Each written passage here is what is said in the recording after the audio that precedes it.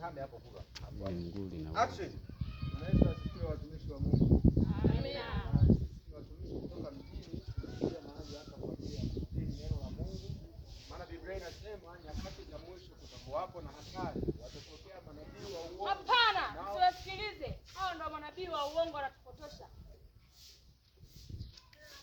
Sasa sisi kama tungekuwa wapotoshaji tusingeweza. Hapana, hamna injili ya kweli hapa. Wao kusambeni. Mnapotosha watu.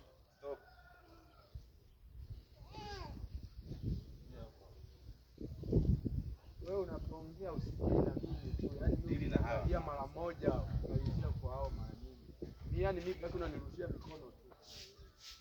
Hata hivyo hii hapa sasa utaongea sasa na wakati hao. Kwamba tuondokeni. Jamani, unaweza kuongea. Kuna neno kabisa. Yeye mnaona kuna neno la Mungu kweli hapa.